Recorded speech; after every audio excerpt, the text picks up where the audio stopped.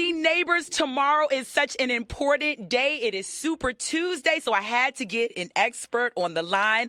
Ladies and gentlemen, it is an honor to present to you the 46th President of the United States of America, President Joe Biden. Hello, President Joe Biden. Hello, Jessica. How are you, kiddo? I am wonderful. It is such an honor, and thank you so much for taking time out of your busy schedule to speak to the people of North and South Carolina. As I stated, tomorrow we hit the polls for the primaries, but in North Carolina, the process is going to look a little different because we are one of 8 states that now require voters to have a photo ID, and this new law is going to affect about 29 million Americans. And if we're being honest, we know that many people don't vote in the primaries, and with this new law in place, even more Americans might not be voting. President Biden, can you tell us why this election that is taking place tomorrow is so important and what is at stake, especially for our black voters? Well, I think what's at stake for everyone, and particularly the black voters, is that our very democracy is at stake. When I ran in 2020, and the black community was really significant in my winning in the first place, when I ran in 2020, I said democracy is at stake, and the press said, oh, wait a minute, that's an exaggeration. Except the vast majority of people understood what I meant. For example, making it harder to vote. What do you need to vote? An ID card to be able to go vote, a photograph. You know, this is a once-in-a-generation for us to be able to stand up and take on the extreme division and violence that the MAGA Republicans are pushing. Primary is another opportunity to make your voice heard. So, you know, Super Tuesday, the polls are open for you and listeners all across the country. If you haven't voted yet in the primary season, go to iwillvote.com to learn more about where you vote and have your voice heard. It's a big deal. Very, very big deal. And I know that there is a hot topic that I have my eye on specifically, and that is student debt and loan forgiveness. I am one of million Americans that are still paying on my student loans.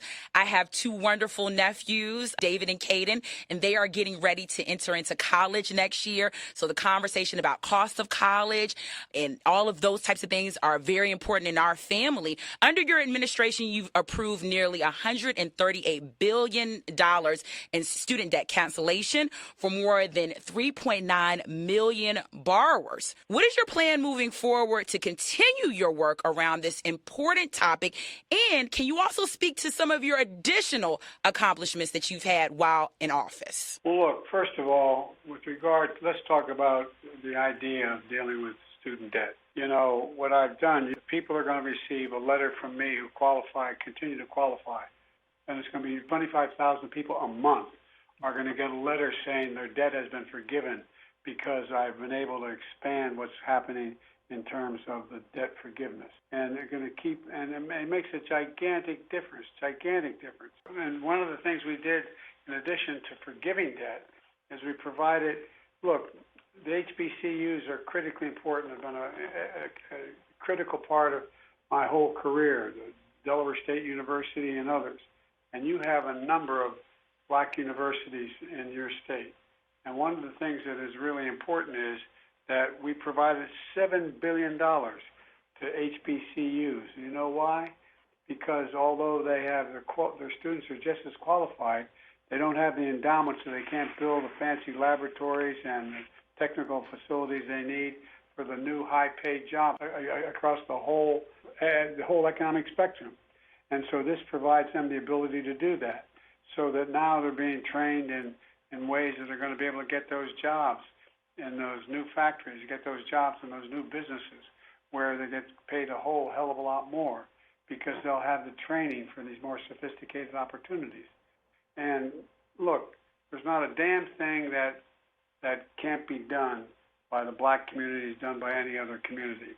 And I just think it's really important that we focus on it. For example, in North Carolina, what we've done in North Carolina is we've increased the amount of investment in North Carolina dramatically. There's 450,000, nearly 450,000 new jobs in North Carolina, more than 3 times as many that were created under Trump. And we capped the cost of insulin, for example. Those with diabetes at $35 instead of $400. We recorded 1 million North Carolinians will save hundreds of dollars through the Affordable Care Act this year. provided student loan debt for tens of thousands, as you pointed out. We're repairing the neglected infrastructure in black communities. We're going to make sure we get rid of every lead pipe going into a home that causes brain damage for kids. And we're going to make sure everybody has affordable high-speed internet. And by the way, $3 billion we're going to provide in North Carolina for high-speed affordable internet. And so there's a lot going on. Repairing neglected infrastructures in black communities. They've always been the so-called fence line communities. I came from one of those communities up when I was growing up in Claymont, Delaware. It was right on the Pennsylvania border near the largest number of oil refineries in every neighborhood but Houston, Texas. I got asthma. A lot of other people did because of winds blew over us. For example, get up in the morning to drive. My mom would drive us in third and first grade, my sister, to the local school. And when there was a serious frost, first frost, you'd turn on the windshield wiper, there'd be oil slick in the window. Well, that's affecting usually minority communities and Yes. poor communities. And we're focusing on making sure they get the help immediately. So there's a lot going on, and we can do a lot more, and I'm confident we will. President Biden, I'm actually, just to let you know, I'm one of those HBCU graduates. I graduated from Johnson C. Smith University. I'm a fifth-generation Smithite right here in Charlotte, North Carolina. Whoa. Yes. So it's I'm Delaware State, so we got to, the Vice President and I have an ongoing debate on what's the best HBCU in America. Well, you can tell her that my nephews that I spoke of earlier, they both were accepted into Howard University, and that is their top pick. So, well, I tell you what, it's a great school. Not as good as Delaware State. One more question before we let you go, President Biden. Your name is on the ballot. Why did you decide to run again for President of the United States? To finish the job. Yeah. There's so much more that has to be done. Look, we're on the verge of making significantly greater change in health care availability to everybody. We're in the business of making sure we make a tax system fair. For example, you got 1,000 billionaires in America. They pay 8.2% federal tax. If they paid just 24% in taxes, guess what? They'd be in a position where you'd have another $500 billion over the next 10 years. We'd have child care. We'd have elder care available. So allowing people to go out and work and do so much more. We'd make sure that we had the ability to cut child poverty, black poverty in half again, and not only them but others. Black home ownership is up. We're going to make sure we have more housing for people, available housing, repairing, as I said, neglected infrastructure, increased Pell Grants. We've done by $900 affecting 60% of black undergraduates. There's so much more on the agenda that we can do that, by the way, all the stuff I've done, guess what? We've also at the same time cut the federal deficit.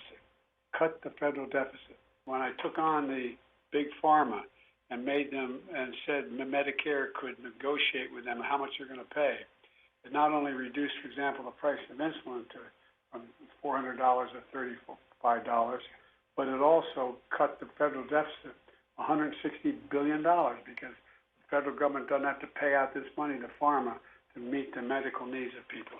There's just a lot we can do, so much more we can do in education and healthcare and infrastructure and making sure people have an opportunity to purchase housing, get an early start. And so and I think we're just getting started. We're just getting up. President Biden, thank you so much. I know that you are a busy man. It means the world to have you stop and spend some time with the people of North and South Carolina. One more time, can you just remind everyone to get out there and vote tomorrow for Super Tuesday? Please show up. 6:30 the polls open. 7:30 p.m. they close. Go to iwillvote.com to find your polling place. Vote. It matters. It truly, truly matters. Thank you so much, President Biden. And I have to tell you, you moved me up in the ranking of my family as the favorite child when I called my parents and told them that I would be interviewing the President of the United States, Joe Biden. So thank you for that. Well, can you do me a favor? When you get off the line here, give me your mom and dad's phone number. I'll call them. For real. I'm serious. Oh, my goodness. I will absolutely do that. All right, I'll give them a call. Thank you so much, President Biden, for all of your hard work. They got to be proud of you, kiddo. Thank Talk you. to you later. All right.